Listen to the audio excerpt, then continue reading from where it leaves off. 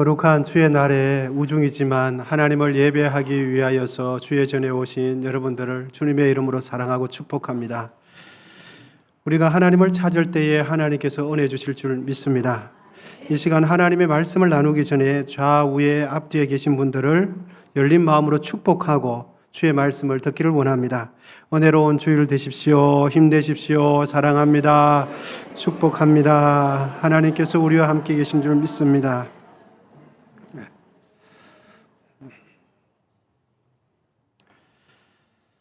1919년 말에 발생한 코로나19. 그 코로나는 우리의 삶과 신앙에 참으로 많은 영향력을 주었습니다. 우리나라에서는 1920년 1월 20날 35세의 젊은 여성이 중국에서 우리나라로 입국하면서 코로나 확진자가 처음 발생하게 되었지요. 코로나 발병 후 만 5년 6개월이 지나는 동안 한국 교회는 이 코로나 때문에 정말 몸살을 앓고 진통을 힘겨운 시간을 지내왔습니다.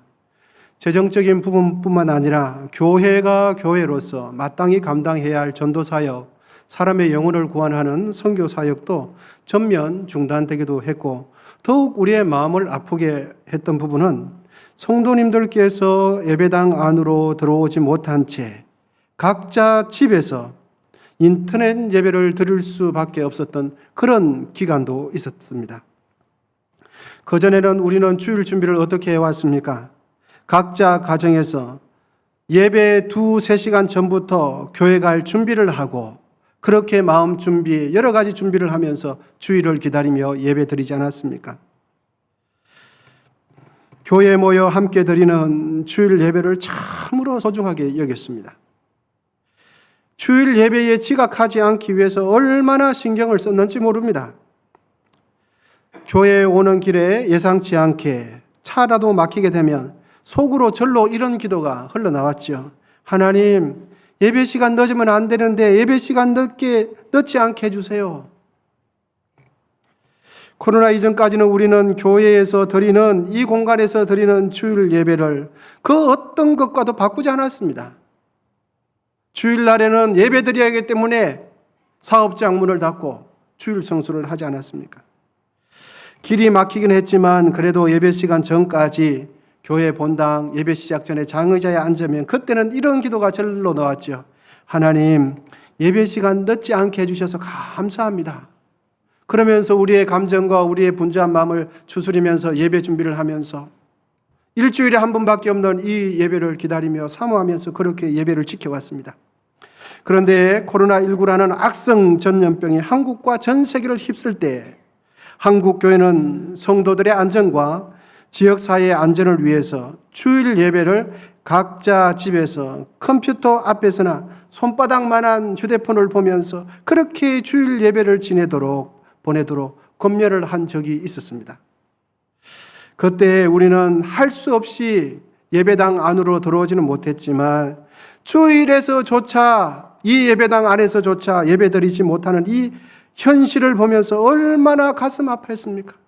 저 먼 발치에서 하나님 앞에 예배해야 되는데 저 공간이 내가 예배해야 할 장소인데 그러면서 이 공간 안으로 들어오지 못하고 그렇게 먼 발자취에서 가슴을 치면서 아파했던 적이 있습니다. 예전처럼 온 성도들이 교회에 함께 모여 자연스럽게 찬양하는 날, 마스크를 벗고 마음껏 예배하는 그 날이 오기를 손꼽아 기다리지 않았습니까?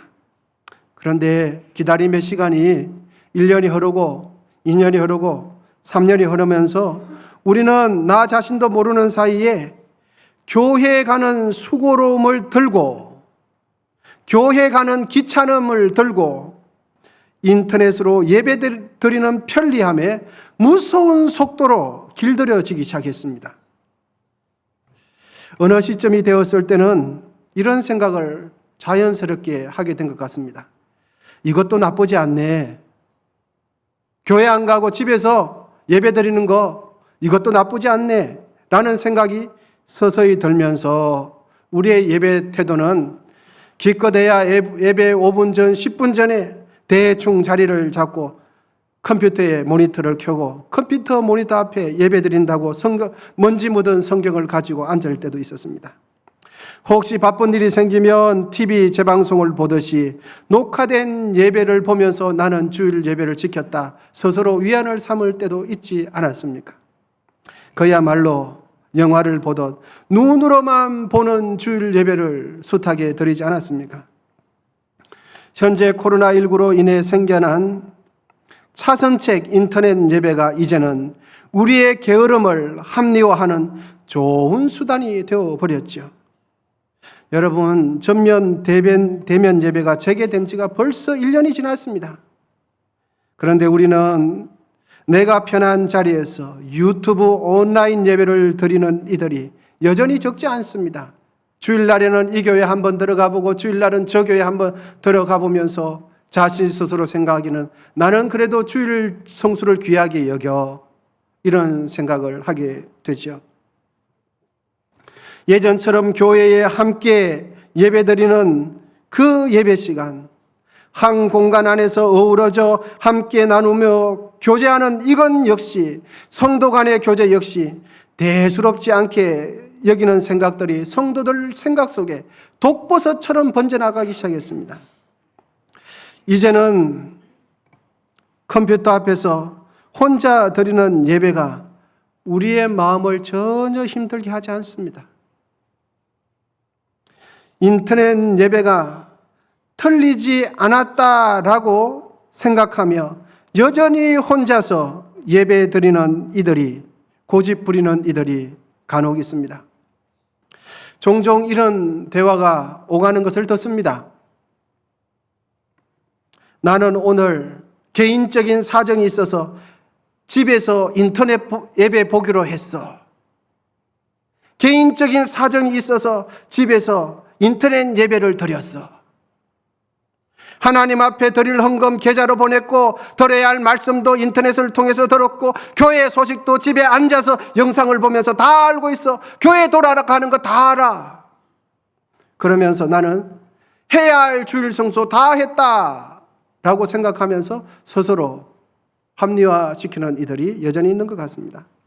여러분, 우리는 왜 교회에 와서 함께 모여서 함께 하나님을 예배해야 할까요? 왜 그럴까요? 우리 모두는 매 예배 시간마다 사도들의 그 신앙을 나의 신앙으로 인정하고 사도들의 신앙을 이렇게 고백하죠. 사도신경 하반부에 있는 내용인데요.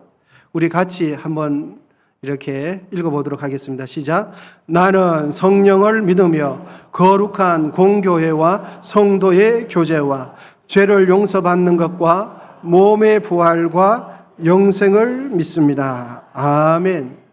이 사도들의 신앙 고백이 나의 신앙 고백인 것을 인정하고 우리는 이것을 믿는다고 늘 예배 시간마다 고백합니다.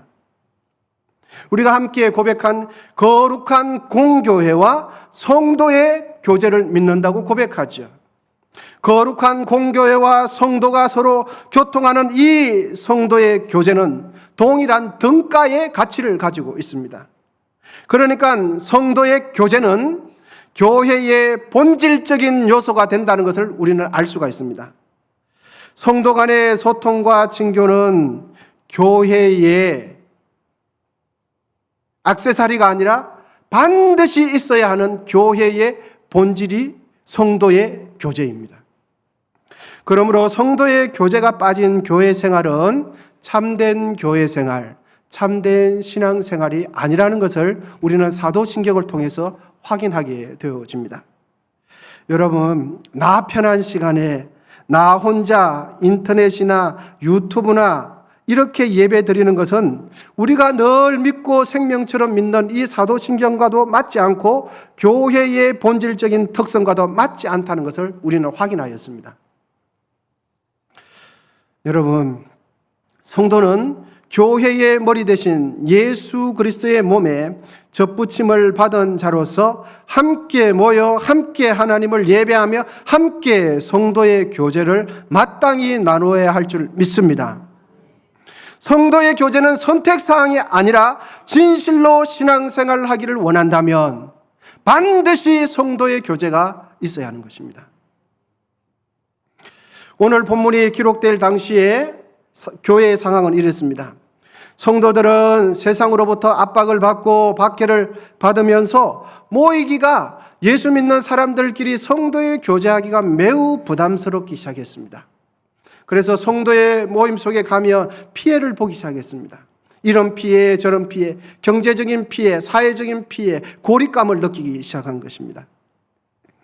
그러면서 성도의 교제의 중요성을 간과하는 이들이 나타나기 시작했습니다. 굳이 공동체를 형성할 필요가 없다고 생각하는 이들이 성도들 가슴 속에, 그 교회 상황, 정황 속에 나타나기 시작한 것입니다. 그러면서 이렇게 말을 합니다. 나의 신앙은 내가 지키면 되는 것이 꼭 함께 자꾸 모여야 되겠냐고.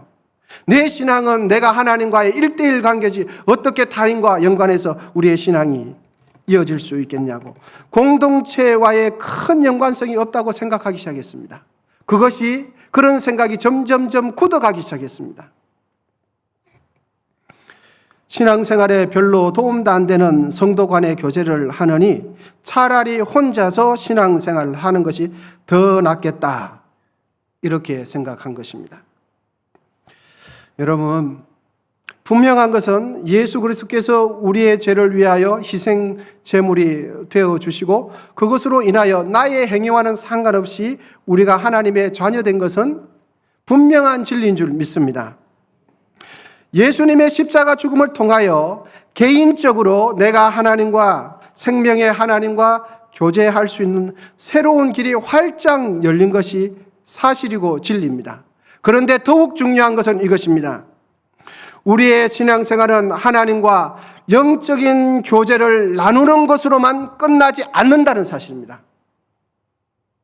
예수님과 내가 영적인 교제 나눌 수 있는, 개인적으로 영적인 나눌 수 있는 것은 진리고 사실인데, 우리의 신앙생활은 그것으로 끝나지 않고 오늘 본문은 하나님과 개인적인 교제를 나누는 사람들이 해야 할 것이 무엇인지를 가르쳐 줍니다.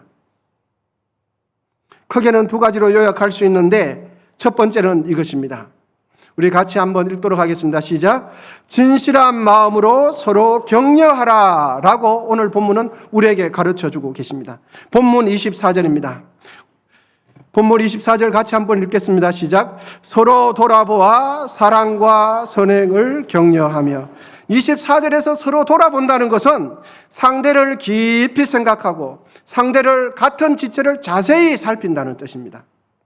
내 옆에 있는 지체를 대충 막연히 생각하지 않고 자세히 세밀하게 마음을 쏟으면서 관찰하고 살핀다는 뜻이 돌아보아라는 뜻입니다.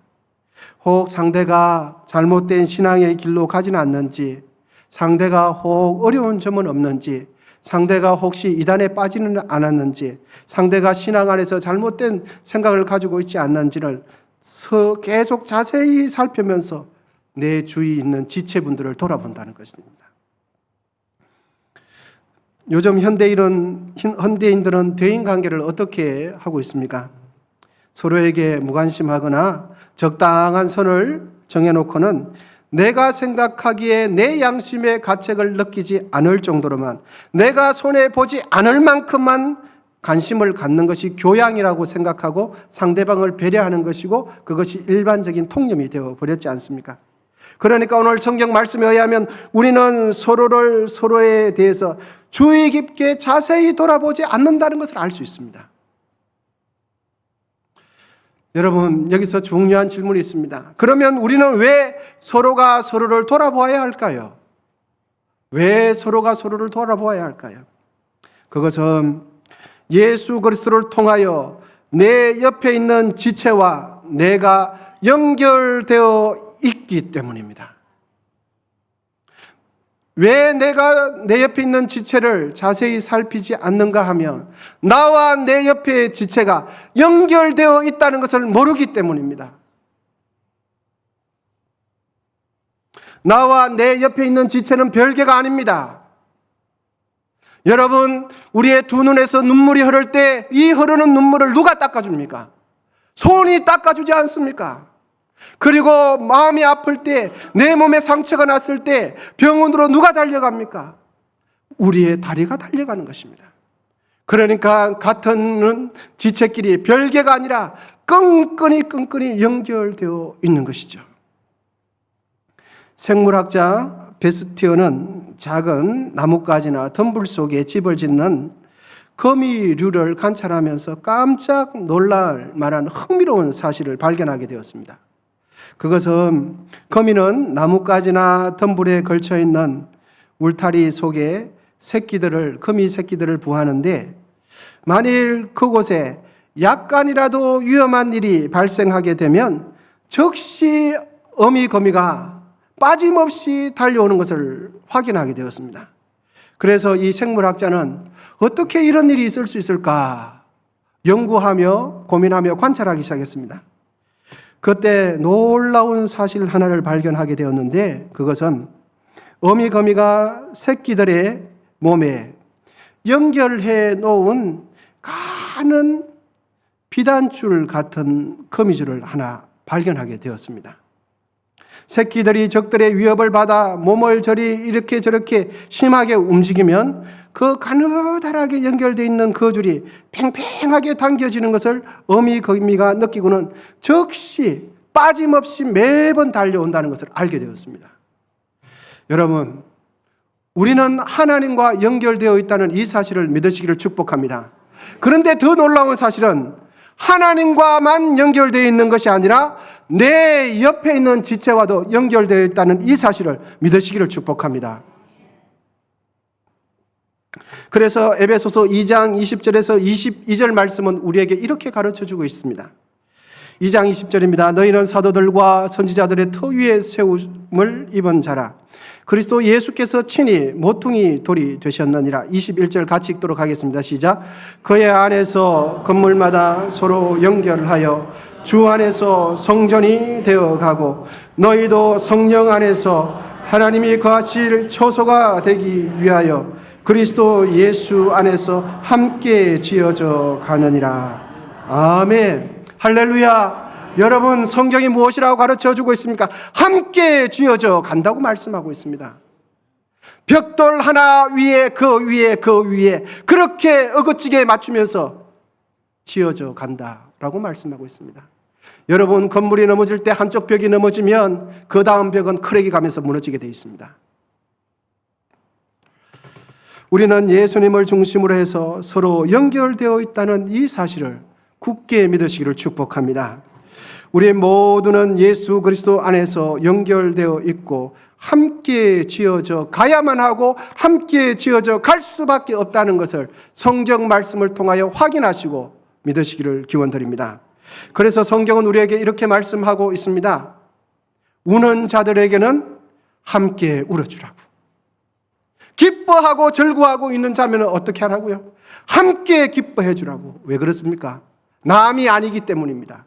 별개가 아니기 때문입니다. 연결되어 있기 때문이죠. 우리는 서로를 돌아보며 격려해 주는 이 일을 잘 감당해야 될 줄 믿습니다. 다른 지체를 위로하며 격려해야 하는 이유는 우리 모두는 예수 그리스도 안에서 연결되어 있기 때문입니다.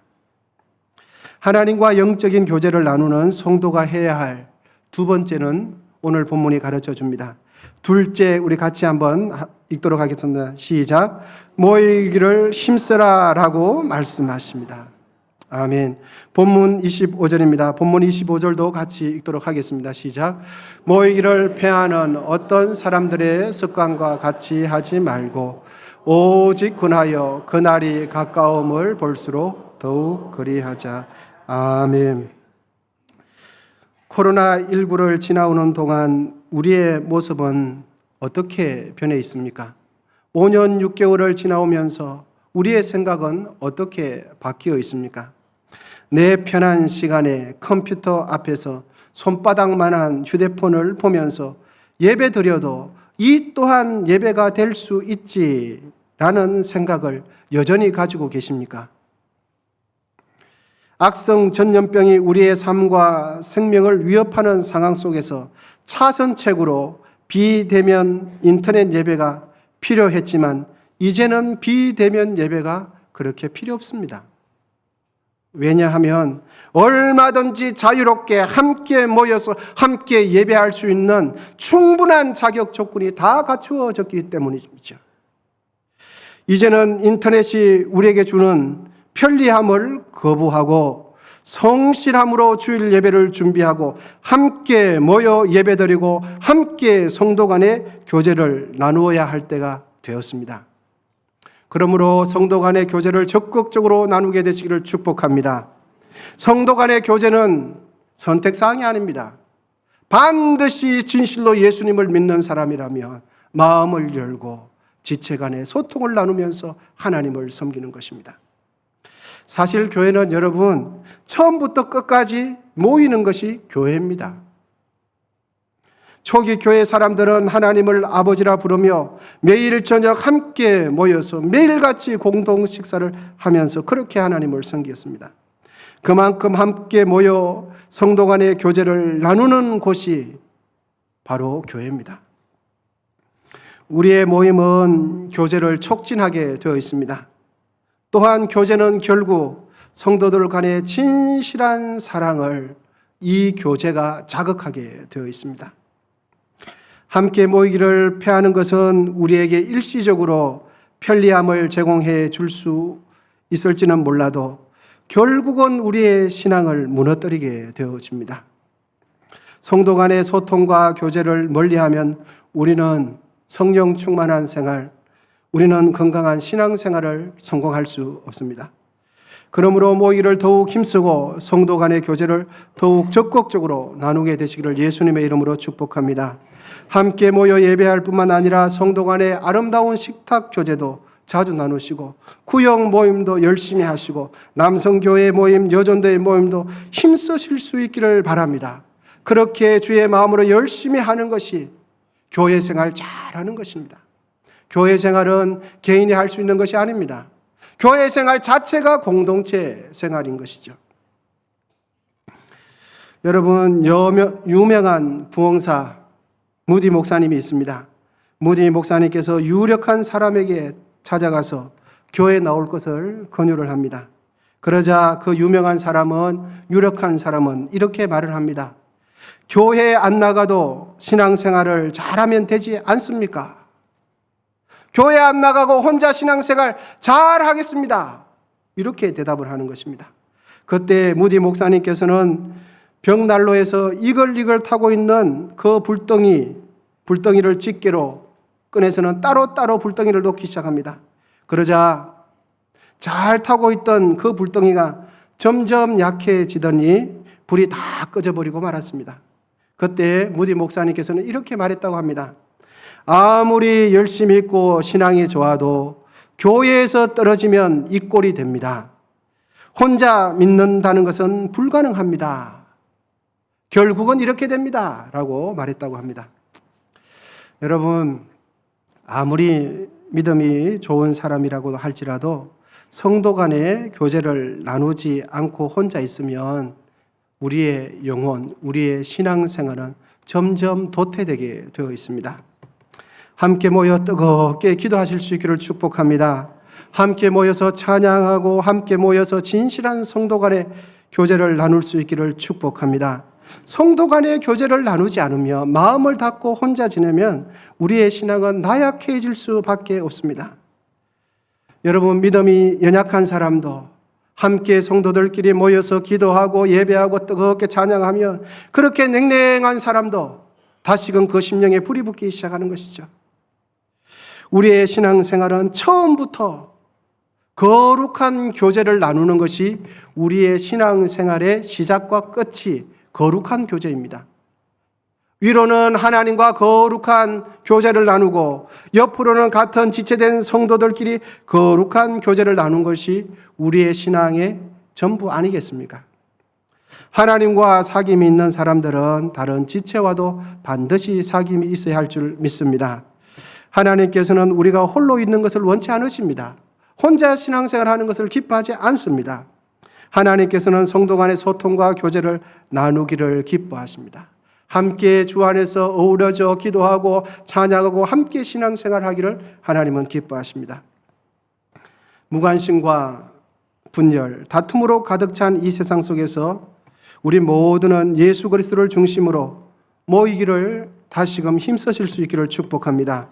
성도 간의 교제를 통하여 서로를 선하고 아름답게 격려함으로 교회를 든든히 세워 나갈 뿐만 아니라 우리의 신앙생활도 승리하는 신앙생활 되시기를 예수님의 이름으로 축복합니다. 기도하겠습니다. 하나님 아버지, 이 시간 주신 말씀대로 예수 그리스도 안에서 서로는 서로를 영적으로 선하게 자극하며 아름답게 연결되어 있다는 것을 깨닫게 하시니 감사합니다. 성도 간의 교제를 통하여 예수님께서 주시는 풍성한 은혜와 생명을 우리 모두 누리게 하옵소서. 서로가 서로에게 위로자가 되게 하시고 서로가 서로에게 힘이 되게 하시며 서로가 서로에게 하나님의 은혜를 경험케 하는 복의 통로로 쓰임받게 하옵소서. 예수님의 이름으로 기도하옵나이다. 아멘.